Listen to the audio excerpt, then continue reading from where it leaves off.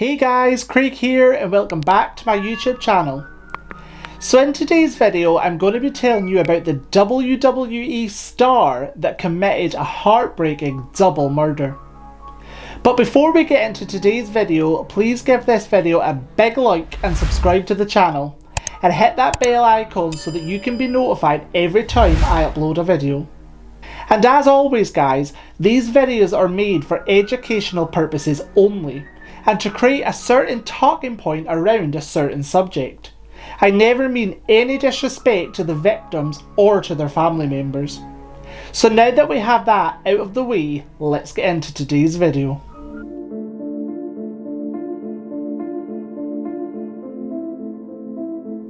On June 23rd, 2007, the Fayette County Police conducted a welfare check in the house of WWE wrestler Chris Benoit, after he had been missing in action for a few days.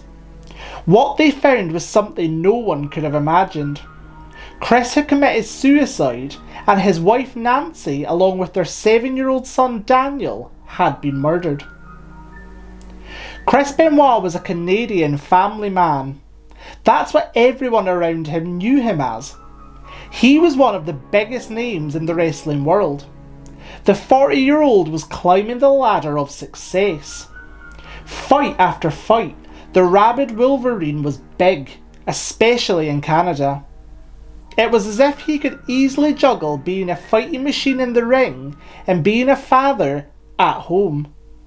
Chris Jericho, who was a wrestling icon, described him as saying, "Chris was always very much a great father, very much all about his family." Chris was a busy man. In the wrestling world, people have to retire a lot sooner than you would have to in the regular field. But that's no surprise, considering the fact that it is a really dangerous profession. Even if the fights are fully choreographed, the stunts are still real. The wrestlers still get beat up in the ring. This often leads to most of them participating in as many as possible in the short window that they have. Chris did the same. He was always in a ring, one place or another, even if it meant taking long flights across the world. If there was a ring that wanted him, he'd be there, which is why what happened on June 23rd, 2017 stood out. Chris called a fellow wrestler his good friend Chavo Guerrero around 3 p.m. and left a voicemail saying that he'd be late for that night's house show in Texas. He chalked up the delay to the fact that his wife and son were extremely sick.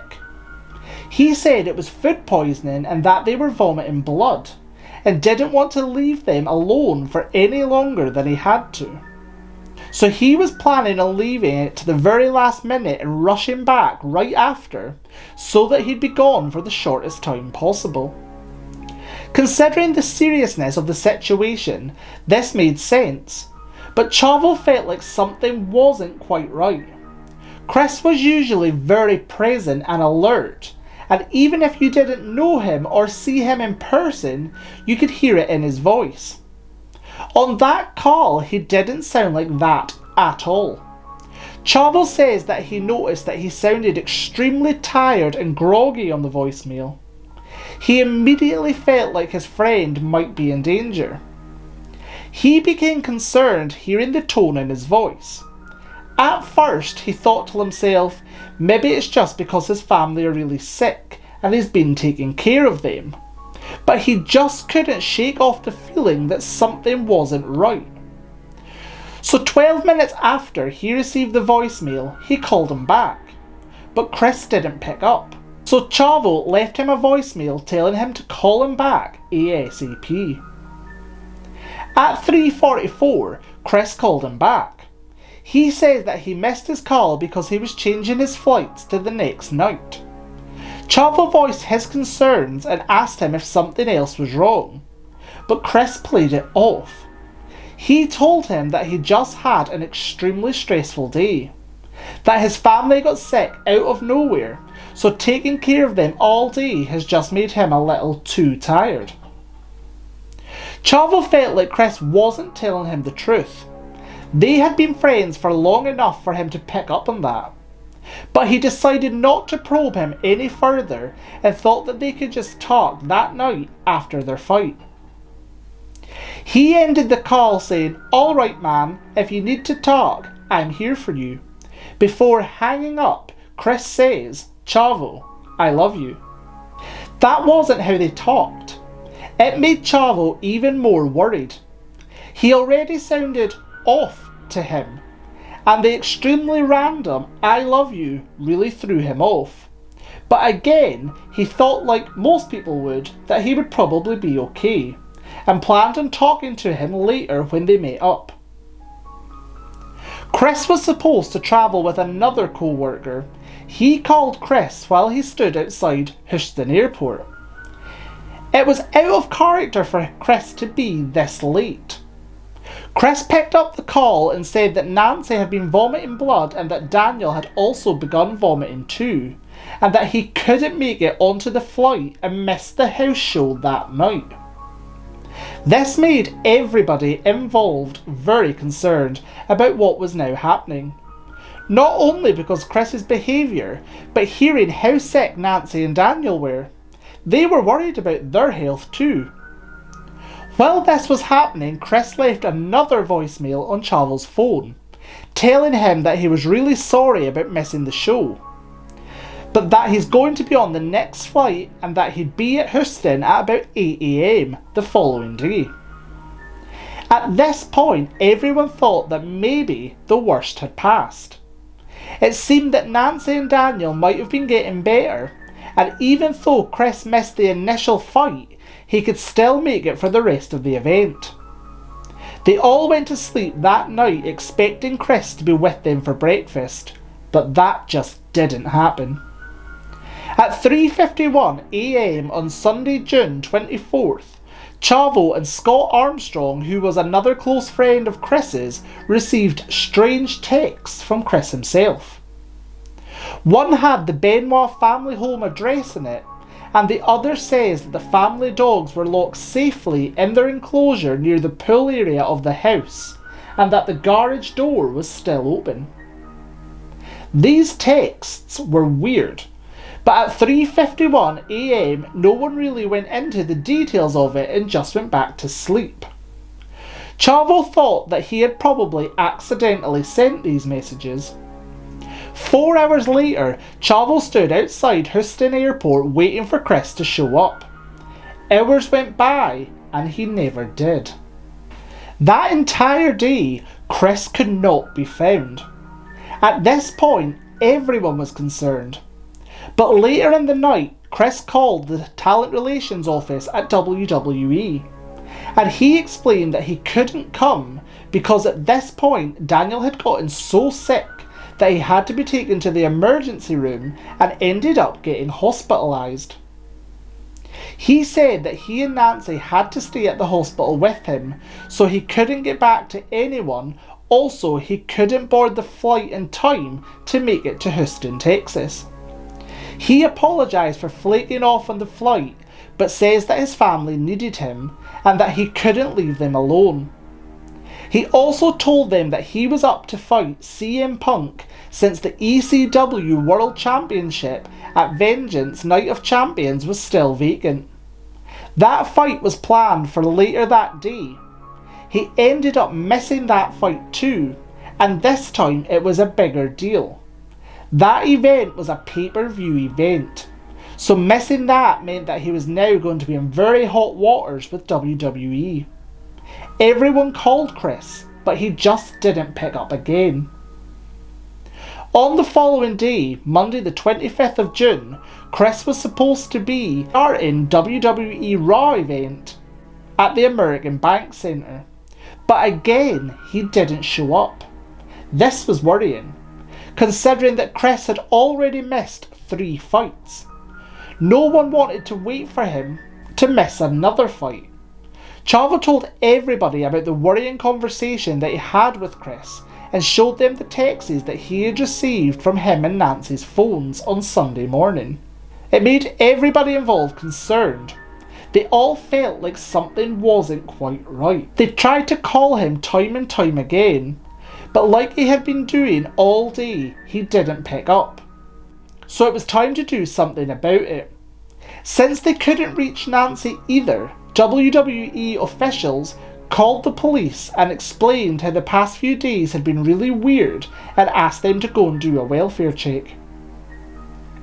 The police went to Benoit's house thinking that it was just going to be another false alarm, but it wasn't. Inside, they found the bodies of the entire Benoit family. At 4:15 p.m, the police called the WWE officials back and told them what they had found, and says that the house was now a major crime scene. Chris Benoit had killed his entire family and himself. According to the autopsy reports, Nancy died on Friday the 22nd of June. Chris had murdered her in the bedroom on the second floor of their home. Her hands and feet had been tied up and towels were wrapped all around her. There was also a Bible laid out next to her. The report showed that Nancy had been killed brutally. Chris had pushed his knee into her back and put a cord around her neck at the same time, strangling her. The crime scene showed that there were no signs of a struggle. Nancy didn't fight him. She just gave up. The toxicology report showed that there was alcohol in her system, but it wasn't clear if that was because she had been drinking, or if it was just a chemical reaction that had taken place during decomposition. Since Nancy had been found almost 4 days after she died, her body had decomposed significantly. That made it difficult to determine what levels of hydrocodone and alprazolam were in her system at the time of her death. But there was one thing that they were sure of. She was fully conscious at the time of her death. Daniel's body was found in his bedroom. He had been suffocated. Toxicology reports showed that Daniel had been heavily sedated using high doses of Xanax before his death. It's likely that he didn't even know he was being killed and was murdered in his sleep. His throat had extensive internal injuries, but on the outside there was no bruising, so it is believed that he died quickly. Daniel's body had not decomposed in the way that Nancy's had. This detail put his official day of death as June 23rd, 2007, one day after Nancy's death. Daniel too had a Bible sitting right next to his body. The final body that the police found was of Chris himself. He was found in their home gym.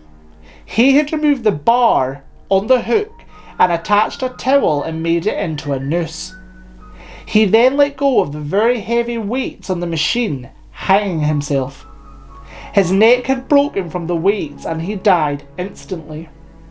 When he was found, he was hanging from the pulley cable. Right before Chris had died, he had searched the web 2 final times.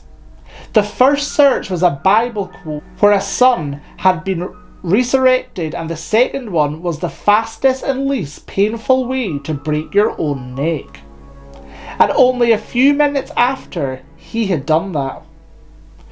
No suicide note was found at the time, but later, when his possessions were sent back to Canada to his ex-wife, she found a handwritten note in a Bible that says, "I am preparing to leave this earth." There are several theories as to what led Chris Benoit to kill his entire family and himself. The main one is that his wrestling career was the reason.